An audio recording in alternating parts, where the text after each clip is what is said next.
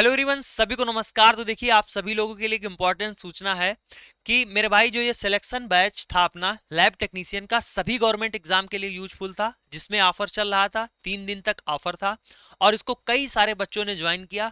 लेकिन जैसे ही इस बैच का प्राइस बढ़ा 2199 हो गया, काफी सारे बच्चों के मैसेज आ गए कि हमें बैच लेना था, हम इस कारण से नहीं ले पाए, ये दिक्कत हो गई, बैच का ऑफर फिर से ला दिया जाए, ये कर दिया जाए। बहुत सारे मैसेज आ गए। तो मेरे भाई, मैं आपको यहाँ पर बताना चाहूंगा, ये बैच आपको सिर्फ और सिर्फ 1799 में 3 दिन के लिए दिया गया, जिसमें आप मेरे भाई जानते हैं कि इसमें टेक्निकल, नॉन टेक्निकल, उसके अलावा टेस्ट सीरीज, सारी चीजें इस बैच में कराई जाएंगी। सिर्फ और सिर्फ इसी प्राइस में बैच था। उसके अलावा मेरे भाई ये भी बोला गया था कि class notes PDF printable format में आप उनको डाउनलोड भी कर सकते हैं। ये सारी सुविधाएं आपको इसी बैच में इतने ही प्राइस में 1 साल के लिए दी जा रही थी। अदर आप देखेंगे कि 4000, 5000, 6000 रुपए में यही बैच आपको मिलेंगे, जिसमें आप देख पा रहे होंगे मेरे भाई सिर्फ और सिर्फ टेक्निकल ही पोर्शन पढ़ाया जाता, नॉन टेक्निकल नहीं कराया जाएगा। टेस्ट सीरीज अलग आपकी 1000 रुपए की आ जाएगी। लेकिन यहाँ पर वो सारी चीजें नहीं है। आप देखोगे, एप्लीकेशन खोलोगे, उस पर फ्री ऑफ कॉस्ट हम लोगों ने क्यूज करा रखी है, ठीक है। उसमें आप देखिए डेली क्यूज ऐड होती हैं। तो हम आपके लिए बेहतर करना चाहते हैं और कम पैसे में बहुत अच्छा कंटेंट देने की कोशिश करेंगे, ठीक है। तो मेरे भाई, इसी बात को ध्यान में रखते हुए इस बैच का प्राइस फिर से हम 1799 कर रहे हैं, वो भी सिर्फ और सिर्फ 3 दिन के लिए। बात को ध्यान से सुनना, ये 1799 फिर से हम 3 दिन के लिए कर रहे हैं। और जो बैच 2199 का था, उसको हम 2199 ना करके 1999 में कर देंगे। इसके बाद 3 दिन के बाद मेरे भाई इस बैच का प्राइस ये हो जाएगा। और बार बार बैच का प्राइस कम ज्यादा नहीं कर पाएंगे, इस बात को आप लोग मेरे भाई समझिएगा। ये हमारी भी मजबूरी समझिएगा कि इतने कम प्राइस पे 1799 पे आपको इतनी सारी चीजें दे रहे हैं। जो लोग आपको 4000, 5000 में, 6000 में प्रोडक्ट दे रहे हैं, हम आपको वही चीज 1799 में, उससे बेहतरीन, उससे ज्यादा कंटेंट, सारी चीजें आपको प्रोवाइड कर रहे हैं, ठीक है। तो मेरे भाई, हो सके तो इन 3 दिनों में आप इस बैच को ज्वाइन कर लीजिएगा।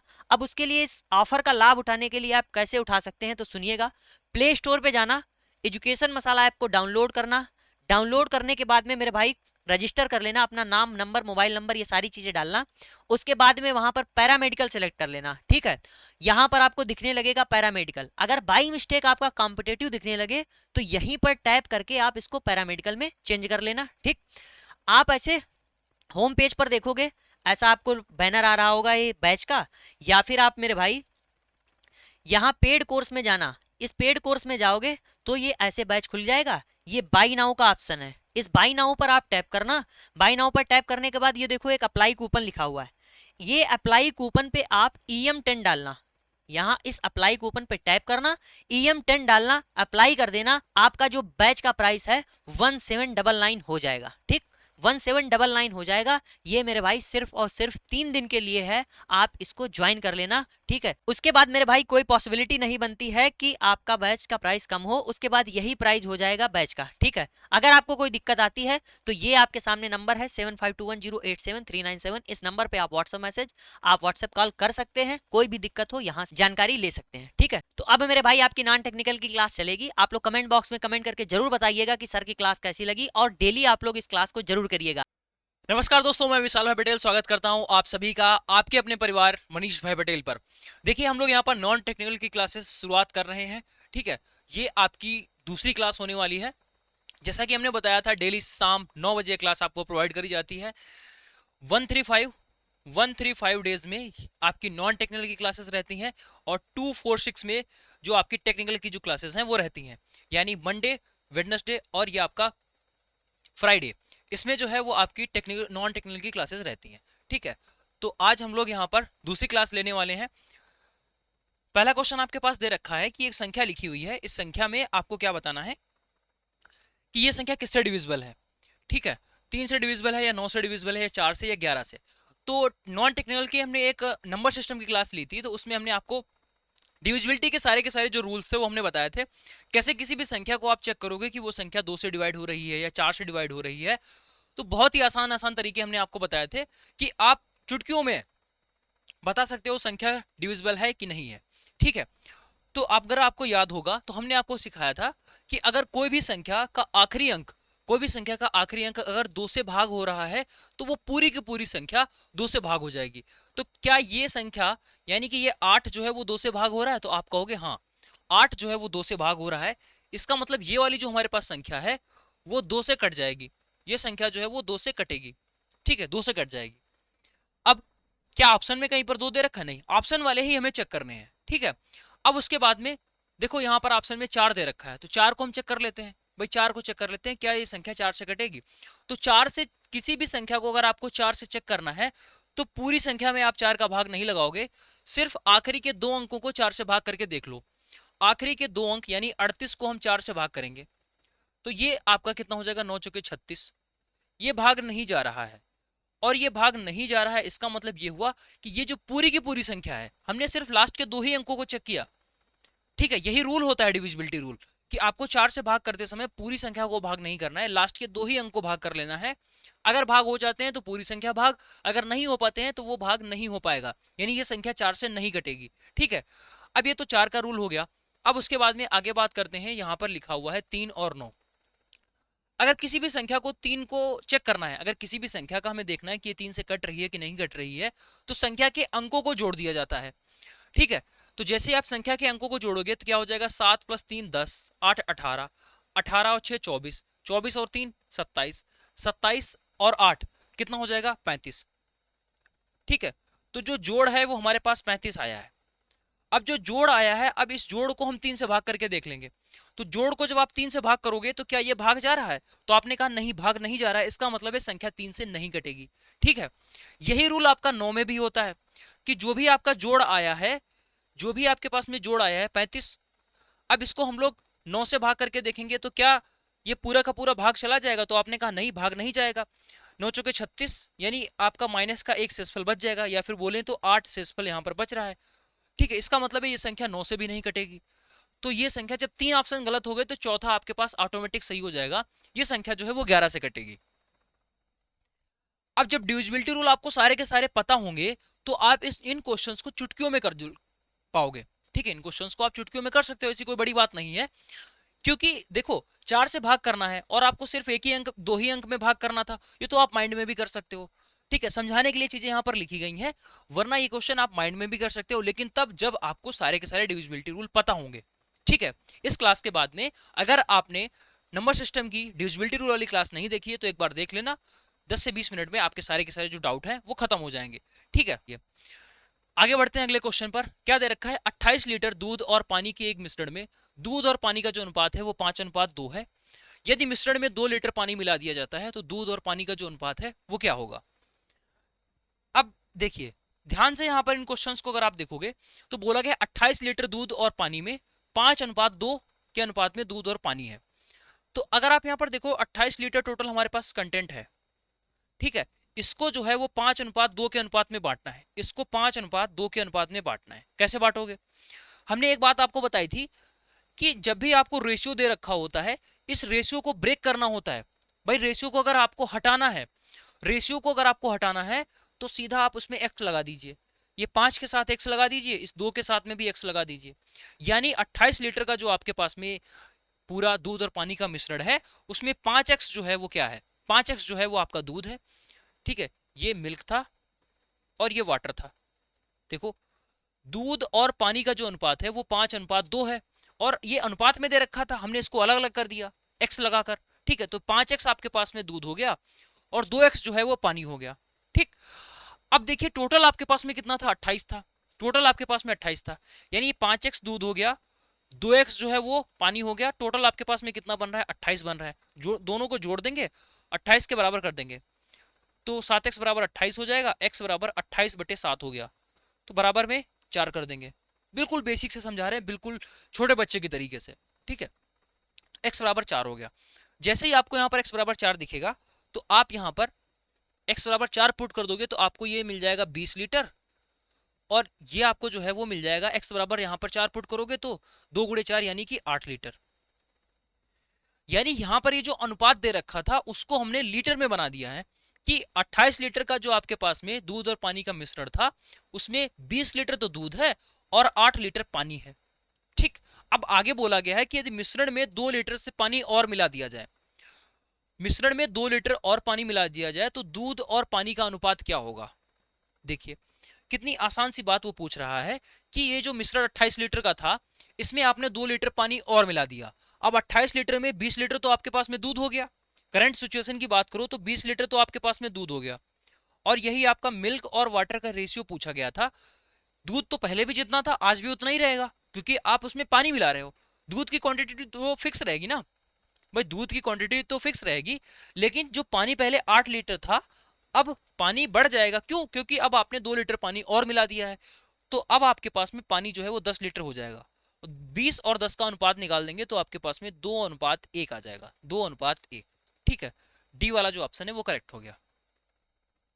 बहुत ही आसान सा क्वेश्चन था कि रेशियो दे रखा था, हमने लीटर में देख लिया कितना कितना यहाँ पर चीजें दे रखी हैं। उसके बाद में पानी मिलाना था, तो जो भी आपके पास पानी की मात्रा थी उसमें 2 लीटर आप ऐड कर देंगे। दूध पहले जितना था आज भी उतना ही रहेगा, 20:10 यानी 2:1। डी वाला ऑप्शन सही हो जाएगा। चलिए आगे बढ़ते हैं। ये जो क्वेश्चंस हम करा रहे हैं, ये जो आपकी सीरीज चल रही है, ये पैरामेडिकल के एग्जाम्स में पूछे गए एक एक क्वेश्चन हम लोग यहाँ पर डिस्कस कर रहे हैं। ठीक है, चलिए अब आपको यहाँ पर बताना है निम्नलिखित में से भिन्न सबसे छोटा कौन सा है। सबसे छोटा भिन्न कौन सा है, सबसे छोटा आपको देखना है।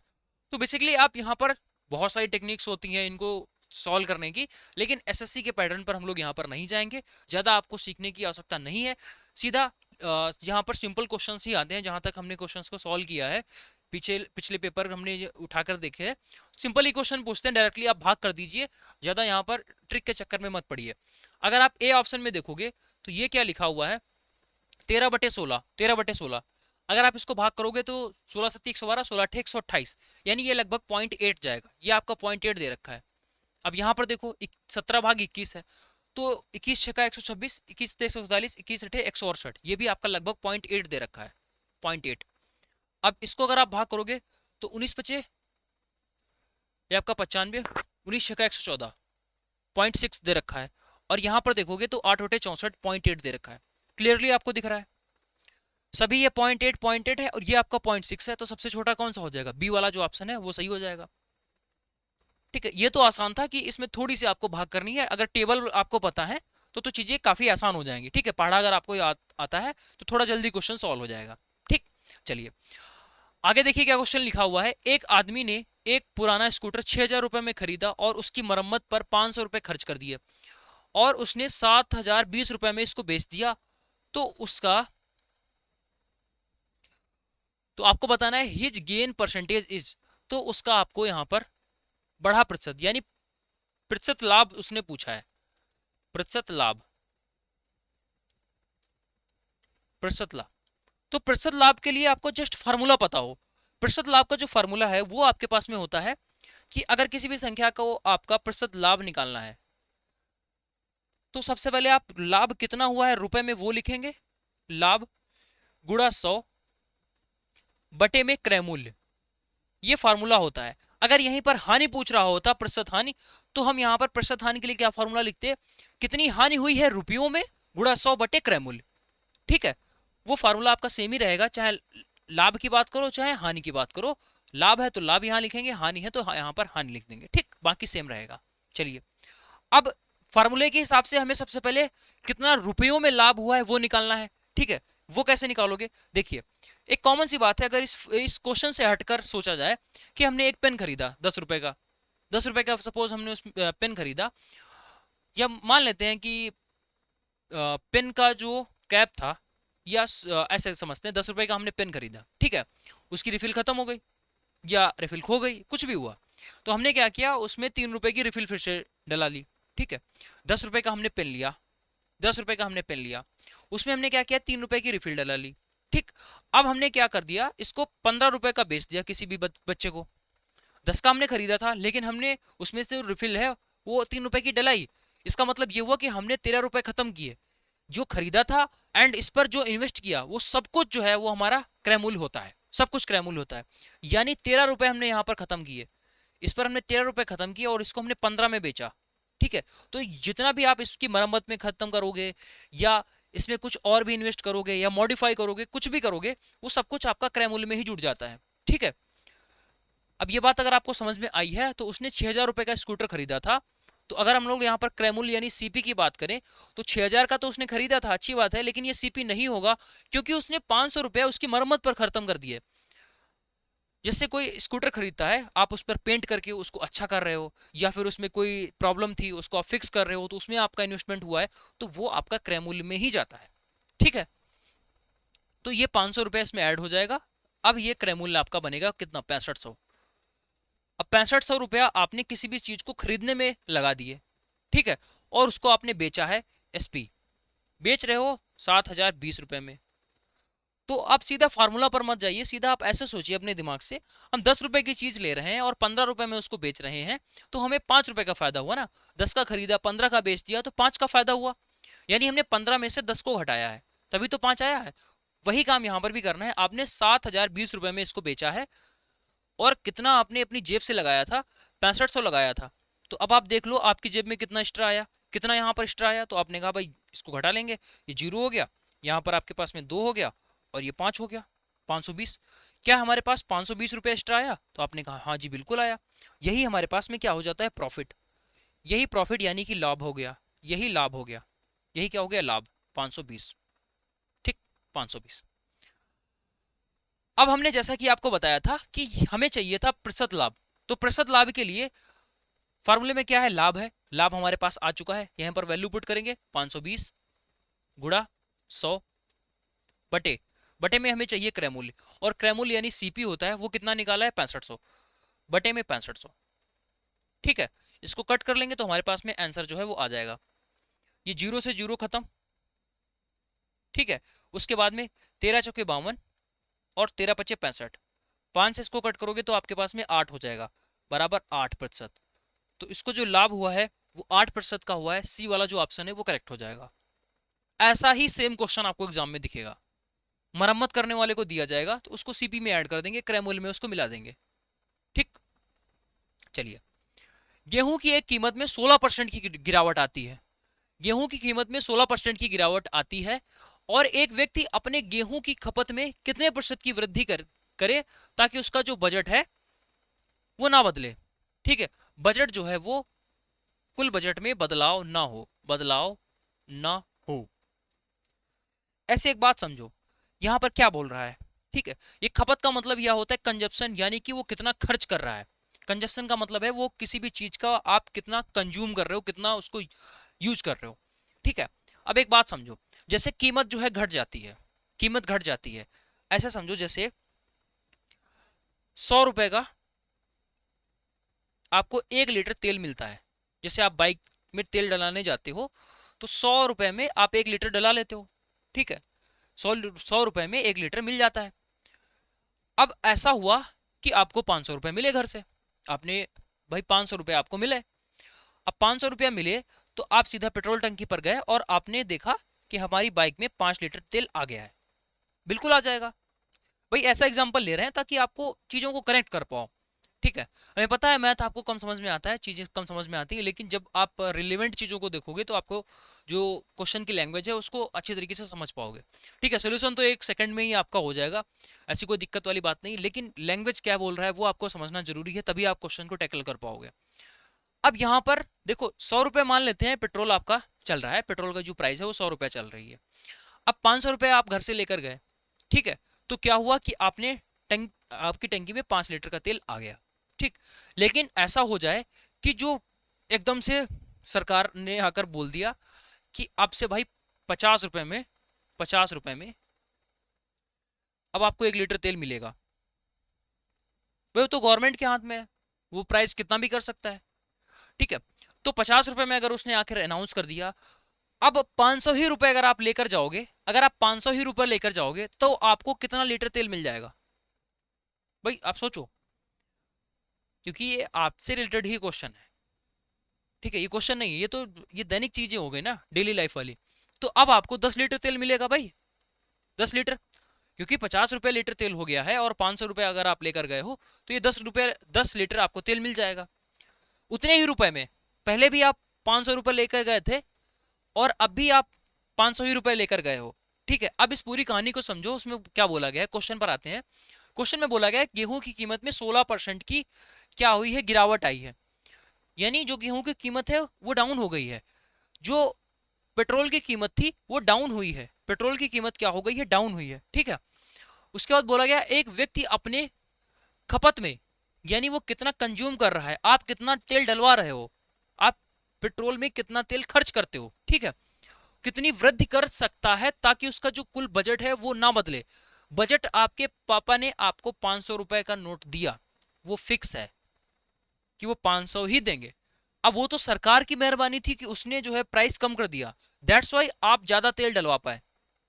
यानी आपके पास में बजट फिक्स है, आप कोई भी बार्गेनिंग नहीं कर सकते हो, न पेट्रोल पंप वाला आपको सस्ता कर सकता है, वो तो सरकार के हाथ में, और ना ही पापा आपको एक्स्ट्रा रुपए देंगे। तो इसका मतलब यह है कि आप रुपए तो आपके पास में फिक्स है, कीमत सस्ती होने से आप चीजों को ज्यादा खरीद पाओगे। ये बात आपको समझ में आई, कीमत सस्ती है तो आप चीजों को ज्यादा खरीद पाओगे, ठीक है। बस यही समझाने का मतलब था। अब इन क्वेश्चंस को सॉल्व कैसे करा जाता है, जब भी आपके पास में कीमत बढ़ रही हो या घट रही हो और जो खर्च है वो फिक्स रहे, यहां पर जैसा बोला गया बजट में कोई भी बदलाव ना हो, जो इसका बजट, यहां पर बजट की जगह पर एक वर्ड और आता है खर्च, एक्सपेंडिचर, वो ना बदले, ठीक है। इन क्वेश्चंस में क्या होता है, एक परसेंटेज का डेटा दे रखा होगा, एक परसेंटेज का डेटा दे रखा होगा, उस परसेंटेज को सबसे पहले फ्रैक्शन में कन्वर्ट करेंगे। जब भी परसेंटेज को फ्रैक्शन में बदलते हैं, देखो परसेंटेज का बेसिक मतलब क्या है, यानी अगर परसेंटेज अगर कहीं पर भी प्रतिशत लिखा हुआ है तो अगर आप इसको हटाना है, इसकी जगह पर आप 1/100 लिख सकते हो, 1/100 लिख सकते हो, यानी प्रतिशत है, प्रतिशत की जगह पर 1/100 आप लिख दीजिए, कोई दिक्कत वाली बात नहीं। जैसे यहाँ पर 16% था, तो आप प्रतिशत की जगह पर आप क्या लिखोगे, 1/100, प्रतिशत की जगह पर हमने 1/100 कर दिया, ठीक है। और ये मल्टीप्लाई में होता है, जैसे आपको पता है 2x अगर लिखा है कहीं पर, इसका मतलब क्या है, 2 गुणा x, ये गुणा जो है वो यहाँ पर हाइड होता है, वैसे ही यहाँ पर 16 गुणा % है, ठीक है। अब ये गुणा तो यहाँ पर रहेगा, जब दो संख्याएं आ जाती हैं तो संख्याओं के बीच में तो साइन लगता ही लगता है ना, तो तब आपको यहाँ पर गुणा का साइन लगाना पड़ेगा। ये प्रतिशत जब हटाओगे तो आपका 1/100 आ जाता है, यानी प्रतिशत की जगह पर आप 1/100 लिख सकते हो, ठीक है। ये हो गया। अब प्रतिशत तो हमने हटा दिया क्योंकि वही दिक्कत क्रिएट कर रहा था। हमें अंकों में चीजें ज्यादा समझ में आती हैं, ना एक्स में चीजें दे रखी हो, ना वाई में चीजें दे रखी हो, ना ही प्रतिशत में दे रखा हो, अंकों का खेल यहाँ पर समझ में आता है, ठीक है। चलिए अब उसके बाद थोड़ा सा इसको कट करेंगे तो यहाँ पर 4 हो गया और यहाँ पर आपके पास में कितना हो गया, 25 हो गया, यानी 16% बराबर, अगर हम फ्रैक्शन में देखें तो ये क्या 4/25 हो जाएगा। इतनी छोटी सी बात आपको समझ में आई। ऐसे हर एक क्वेश्चन में सिर्फ एक ही प्रतिशत दे रखा होगा एंड उस प्रतिशत को हम लोग सबसे पहले फ्रैक्शन में बना लेंगे, वो भी हमने आपको तरीका बता दिया कैसे फ्रैक्शन में बनाया जाता है, ठीक। अब उसके बाद में आपको क्या करना है, आपको छोटा सा एक काम करना है कि ये 25 दे रखा है, तो सबसे पहले आप इसको 25 को पकड़ेंगे, यानी जो भी आपका डिनोमिनेटर में दे रखा होगा, यानी जो भी आपका हर में दे रखा होगा, हर में उसको पकड़ लेंगे। अब देखो यहाँ पर बोला गया कि गिरावट आती है, गिरावट 16% की गिरावट आती है, तो हम यहाँ पर माइनस का साइन लगाएंगे। किसका, माइनस का। अगर बोला जाता कि वृद्धि हुई है तो प्लस का साइन लगाते, ठीक। तो हमने सबसे पहले 25 लिख लिया, उसके बाद में आपको अनुपात लगाना है। क्या लगाना है, अनुपात, ठीक है। अब अनुपात लगाने के बाद में अब आपको 25 के साथ में अगर प्लस का साइन दे रखा होगा तो इसको जोड़ देंगे, अगर माइनस का साइन दे रखा होगा तो 25 के साथ में इसको घटा देंगे। चीजें समझ में आ रही है कि नहीं, ठीक। 25 के साथ में आपको यानी हर को अंश के साथ में जोड़ना होगा, अगर प्लस का साइन है तो जुड़ेगा, माइनस का साइन होगा तो घटेगा। 25 - 4 करोगे तो आपके पास में क्या आ जाएगा, 21 आ जाएगा। ये जो है वो आपका प्राइस, प्राइस का हमने रेशियो लिख दिया। ये आपने क्या सीख लिया, ये आपने क्या अभी सीखा, आपने सीखा कि अगर 16% किसी भी चीज की प्राइस में गिरावट आती है तो उसको अनुपात में इस तरीके से लिखा जाएगा। बहुत ही शानदार चीज हम आपको बता रहे हैं, ठीक है। कोई भी फार्मूले आपको नहीं याद करने पड़ेंगे, इसका फार्मूला होता है, लेकिन कहां तक फार्मूले आप याद करोगे, बार बार भूल जाओगे, रिवीजन करना होगा। लेकिन ये जो चीजें आपको बता रहे हैं, 2 से 3 क्वेश्चन अगर आप इस पर सॉल्व कर लोगे तो आपको फार्मूला भी नहीं याद करना पड़ेगा, और ऐसे बहुत सारे क्वेश्चंस, हजारों क्वेश्चंस आप बना पाओगे किसी भी तरीके से एग्जाम में। अगर वो बदल दे क्वेश्चन तब भी आपका क्वेश्चन सॉल्व हो जाएगा, ठीक है। स्टार्टिंग में चीजें कम समझ में आएंगी, लेकिन धीरे धीरे बार बार प्रैक्टिस करते करते रहोगे, आपको चीजें समझ में आ जाएंगी। बस आपको डेली रेगुलर रहना है शाम 9 बजे, ठीक। चलिए ये प्राइस हो गया। अब हमें क्या चाहिए था, हमें बोला गया था कि कंजप्शन में वृद्धि क्या रहेगी, ये हमें बताना था। तो प्राइस का जब हम उल्टा कर देंगे तो वो कंजप्शन आपका निकल जाता है।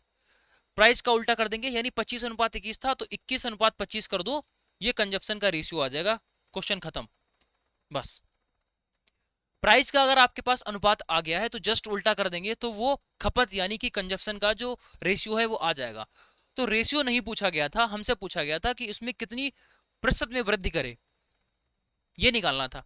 तो प्रतिशत में वृद्धि कैसे निकालोगे, देखो 21 था और ये 25 हो गया है, तो आप देखो कितना बढ़ गया है, तो आपने कहा 4 बढ़ गया है। भाई 21 + 4 तभी तो 25 होता है, तो 4 बढ़ा है कितने पर, 21 पर। स्टार्टिंग वाला हमेशा नीचे रखा जाता है, इंटू 100%। जब भी किसी संख्या को प्रतिशत में बदलना होता है तो हम क्या करते हैं, 100% से गुणा कर देते हैं, क्योंकि जो आपका 100% होता है वो 1 के बराबर होता है। 100% 1 के बराबर होता है, यानी हम किसी भी संख्या में 100% से मल्टीप्लाई करवा सकते हैं, उसकी वैल्यू पर कोई भी फर्क नहीं पड़ेगा। जैसे अगर आपके पास 5 लिखा हुआ है, ठीक है, तो 5 में आप 100% की गुणा करा दो, गलत नहीं होगा, ये 500% हो जाएगा। और 500% को फिर से आप संख्या में बदलोगे तो ये फिर से 5 बन जाएगा। यानी किसी भी संख्या में आप 100% मल्टीप्लाई करके लिख सकते हो, ठीक है, उस पर कोई भी फर्क नहीं पड़ेगा, क्योंकि इसकी वैल्यू ही 1 होती है। और 1 किसी भी संख्या से गुणा कराओ, 1 संख्या के मान में परिवर्तन नहीं होता है, ठीक है। तो यहाँ पर 100% से गुणा कराओगे तो यहाँ पर एक फायदा ये हो जाएगा कि संख्या प्रतिशत में बदल जाएगी। कितनी हो जाएगी, 400/21%, 400/21%, ठीक है। तो ये कितना हो जाएगा, भाग कर लेंगे यहाँ पर, 21 एक बार जाएगा, 21 से कम 21, ठीक है, 21 से कम 21, कितना बचा, 9 और 1, 21 × 147, 21 × 168 और 21 × 9 189, यानी 19 पहुंच रहा है आपका, 19 पॉइंट समथिंग आएगा, 19 पॉइंट समथिंग, ठीक है। 19% कहाँ दे रखा है, यहाँ नहीं है, यहाँ नहीं है, डी वाला ऑप्शन सही हो जाएगा, 19.04%, 19.04%। इस लेवल के क्वेश्चंस आपसे पूछे जा रहे हैं। कोशिश करी है कि आपको अच्छी तरीके से चीजें समझ में आ जाएं। बार बार ऐसा क्वेश्चन आपके पास आता है, कुछ नहीं करना था, सिर्फ एक डेटा दे रखा था, उसको हमने सबसे पहले फ्रैक्शन में बदला, फिर हमने उसको रेशियो में बदला, फिर रेशियो हमने रिवर्स कर दिया, रेशियो रिवर्स किया, उसके बाद में फिर से हमने प्रतिशत में बदल दिया। ये काम करना था, यानी बार बार वो खिचड़ी ऐसी बनवाता है। और जबकि आप ध्यान से देखोगे तो सिर्फ एक ही यहाँ पर प्रतिशत दे रखा था, उसके बावजूद ये इतना सारा खेल हुआ है, ठीक है। अब फार्मूला भी हम आपको यहाँ पर बता सकते थे, लेकिन कितनी क्वेश्चंस के लिए आप फार्मूला रटोगे, नहीं हो सकता है ना चीजें। अब मेंसुरेशन में आपको फार्मूले रटने हैं, उसमें कुछ किया ही नहीं जा सकता है, तो वो फार्मूले याद करिए ना जो आपके एग्जाम के पॉइंट ऑफ व्यू से इंपॉर्टेंट है। चलिए यहाँ पर देखिए, 3 बटे इतना दे रखा है, ठीक है। सबसे पहले तो जो हर में दे रखा है उसको पकड़ेंगे, क्या दे रखा है, 0.09 ये दे रखा है। जब भी आपके पास में पॉइंट वाली चीजें दे रखी होती हैं, पॉइंट में अगर आपके पास चीजें दे रखी हैं तो बहुत ही आसान तरीका है कि आपको पॉइंट को छोड़ देना है। ऐसा सोचिए कि पॉइंट दे ही नहीं रखा है, ठीक है।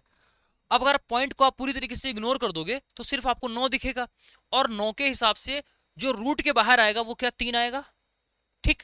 अब हम पॉइंट को एडजस्ट करेंगे, और पॉइंट को एडजस्ट करने का बहुत ही शानदार तरीका, देखो अगर स्क्वायर रूट लगा है तो इसका मतलब है कि यहाँ पर 2 होता है, ठीक है। अगर आपका यहाँ पर क्यूब रूट होता तो यहाँ 3 होता है, अगर यहाँ पर 4 होता है तो इसमें ऐसे 4 लिखा जाता है, ठीक है। जनरली स्क्वायर रूट में 2 नहीं लिखते हैं, अगर कुछ भी नहीं लिखा है तो इसका मतलब है कि यहाँ पर 2 ही होगा, ठीक। अब देखिए पॉइंट के बाद में कितने डिजिट हैं, पॉइंट के बाद में डिजिट कितने हैं, तो आपने बोला 2 डिजिट है, और यहाँ पर भी चूंकि 2 है तो 2 से भाग करेंगे, अब 1 आ जाएगा। इसका मतलब है कि पॉइंट के बाद में आपका एक ही डिजिट रहना चाहिए, तो यहाँ पर 0.3 आंसर हो जाएगा। बोलो ये बात समझ में आई कि नहीं है, फिर से समझाते हैं आपको। एक बार में हमें पता है चीजें कम समझ में आती हैं, कोई दिक्कत नहीं है। जैसे आपके पास ये लिखा है, यहाँ पर क्यूब रूट चल रहा है 0.0027,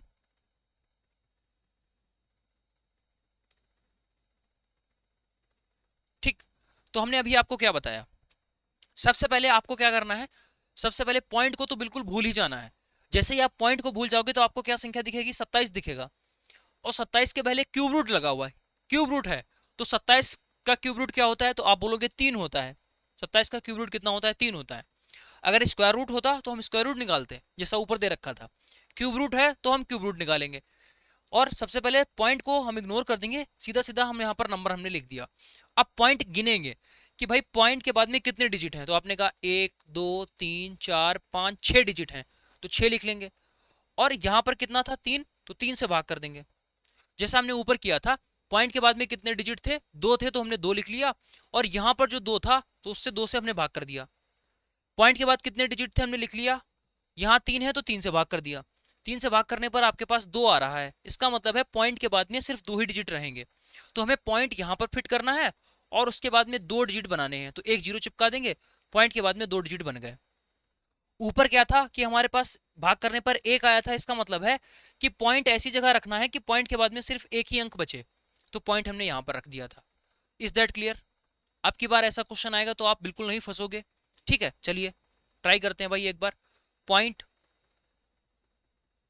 0.16 इसकी वैल्यू आपको बतानी है। 0.16 क्या होगा, देखिए दशमलव के बाद में 2 अंक लिखे हुए हैं, ठीक है, 2 लिख लिया। यहां पर भी आपका 2 ही होता है तो 2 से भाग करेंगे, आपके पास 1 आ गया, ठीक। अब देखिए 16 लिखा हुआ है तो हमारे पास आंसर 4 होगा। आंसर कितना होगा, 4 होगा। अब पॉइंट सेट करना था ना, तो ये हमने भाग करके दिखाया कि आपको पॉइंट के बाद में एक ही डिजिट रहेगा। तो कहां पर पॉइंट लगाएं, यहां लगा दें, नहीं, कहां पर पॉइंट लगाना है, यहां पर, कि पॉइंट के बाद में सिर्फ एक ही डिजिट बचे। ये चीज यहां से पता चलती है, यहां पॉइंट चिपका देंगे। अगर पॉइंट के बाद में 2 डिजिट आते हैं तो यहां पर बीच में एक जीरो चिपका देते।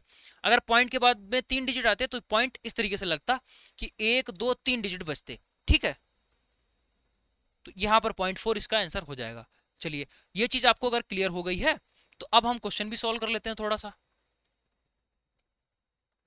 क्या दे रखा था, ऊपर 3 था, ऊपर क्या दे रखा था 3, और नीचे आपका क्या आएगा, देखो सबसे पहले पॉइंट को इग्नोर करो। पॉइंट को इग्नोर करोगे, यहाँ पर 9 लिखा हुआ है, 9 का स्क्वायर रूट निकालोगे तो 3 आएगा। और ये पॉइंट के बाद में 2 अंक है, ठीक है, पॉइंट के बाद में 2 अंक है, और यहाँ पर भी 2 होता है तो 2 को 2 से भाग करेंगे तो आपके पास 1 आएगा। तो यहाँ पर पॉइंट लग जाएगा 1 अंक के बाद में, ठीक। ये चीज हो गई, समझा चुके हैं आपको पहले ही। अब देखिए लास्ट क्लास में हमने आपको सिखाया था कि डेसिमल को कैसे सेट किया जाता है। नीचे आपका जो है वो पॉइंट लगा हुआ है, तो यहाँ पर पॉइंट हटाओगे, पॉइंट के बाद में 1 अंक है, इसका मतलब है 1 जीरो बढ़ेगा, कहाँ बढ़ेगा, ऊपर बढ़ेगा, ठीक है। 30/3 हो गया, इसको कट कर लेंगे तो आपके पास में क्या बच जाएगा, 10 बच जाएगा।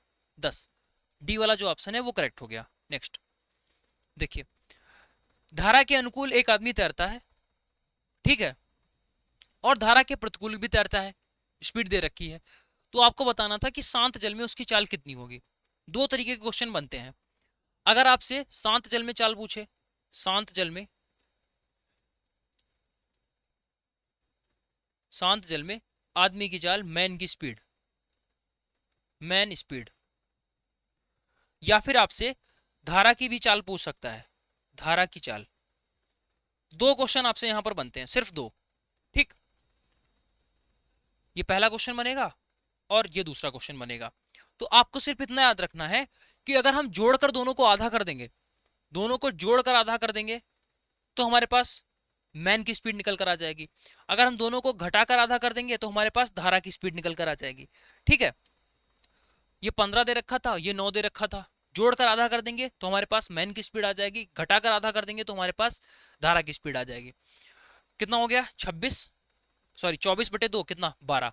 तो 12 किलोमीटर पर आवर ये आदमी की स्पीड हो गई, और 6/2 यानी 3 किलोमीटर पर आवर ये हमारे पास धारा की स्पीड हो गई। ये कितनी हो गई, धारा की स्पीड। चलिए क्या पूछा गया था, शांत जल में आदमी की चाल बतानी है, जो कि कितनी आई है, 12।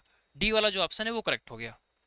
कल को आपसे ये पूछ सकता है तो आपको पता होना चाहिए। चलिए एक क्वेश्चन जो है उसका आंसर आप लोग हमें बताएंगे कि आदमी की धारा के साथ में, आदमी की जो स्पीड है धारा के साथ में 13 किलोमीटर पर आवर है, ठीक है, और धारा के विपरीत दिशा में 5 किलोमीटर पर आवर है, 5 किलोमीटर पर आवर है। तो आपको बताना है कि धारा की चाल क्या होगी, धारा की चाल। अगर कॉन्सेप्ट समझ पाया हो तो इसका आंसर आप लोग नीचे कमेंट बॉक्स में बताइएगा। डेली शाम 9 बजे यहाँ पर क्लास होती है, तो डेली शाम को आइए, क्लास करिए। आपको प्रीवियस ईयर के जो क्वेश्चंस हैं वो कराए यहाँ पर जाते हैं, कॉन्सेप्ट भी पूरा क्लियर करवाया जाता है। चैनल पर पहली बार हैं तो सब्सक्राइब जरूर कर लीजिएगा, नेक्स्ट आगे देखते हैं, अगला क्वेश्चन दे रखा है, राम जो है वो 18 किलोमीटर पर आवर की स्पीड से दौड़ते हुए एक पुल को 2 मिनट में पार कर लेता है, पुल की लंबाई आपको बतानी है। ठीक है, तो आपको एक फार्मूला पता होगा, दूरी बराबर क्या होता है, दूरी बराबर समय गुणे चाल, समय गुणा चाल। बस ये एक फार्मूला अगर पता है तो आपको ज्यादा टेंशन नहीं लेना है, क्वेश्चन समझो सॉल्व हो गया। बस इतना ध्यान रखना है कि जो यूनिट है वो यहाँ पर सेम होनी चाहिए। ठीक है, यूनिट सेम होनी चाहिए। अब देखिए, आपसे पूछा गया था पुल की लंबाई, यानी दूरी ही पूछ रहा है, यानी पुल कितना लंबा है। ठीक है, यानी आपसे डिस्टेंस ही तो पूछ रहा है।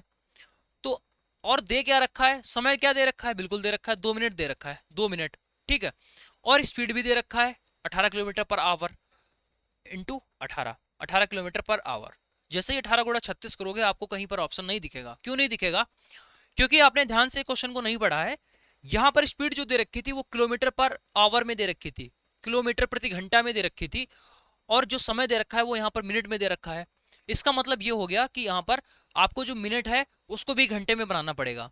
2 मिनट में कितने घंटे होंगे, आपको पता होगा कि 1 मिनट में कितने घंटे, 1 मिनट में 60 घंटे। अरे भाई यार, 60 मिनट होता है 1 घंटे के बराबर, 60 मिनट जो होता है वो 1 घंटे के बराबर होता है।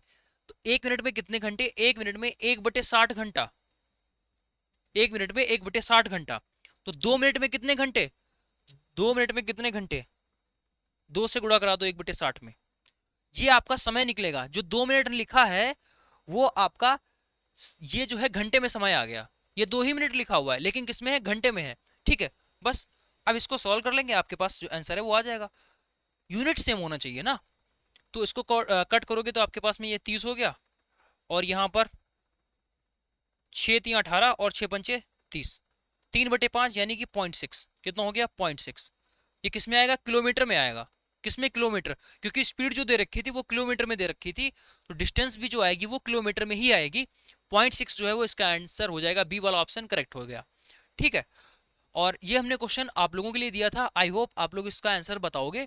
नॉन टेक्निकल पोर्शन में मैथ और रीजनिंग जीएस आपकी वीक है और आपके सिलेक्शन में बाधा बन रही है। तो भाई ये जो आपको बैच है वो हमारा नॉन टेक्निकल का बैच आपको मिल जाएगा। प्ले स्टोर पर जाइए, एजुकेशन मसाला एप्लीकेशन को डाउनलोड करिए। ठीक है, वहां पर कॉम्पिटेटिव एग्जाम्स में अगर आप जाओगे तो पेड क्लासेस में आपको हमारा ये बैच मिल जाएगा। ठीक है, ये आपका नॉन टेक्निकल स्पेशल बैच जो कि आपको 699 रुपीज में मिल रहा है, पूरे 1 साल की वैलिडिटी के साथ में। ठीक है, इसमें आपका मैथ भी है, रीजनिंग भी है, कंप्यूटर भी है, जीएस भी है, सब कुछ है, इंग्लिश भी है।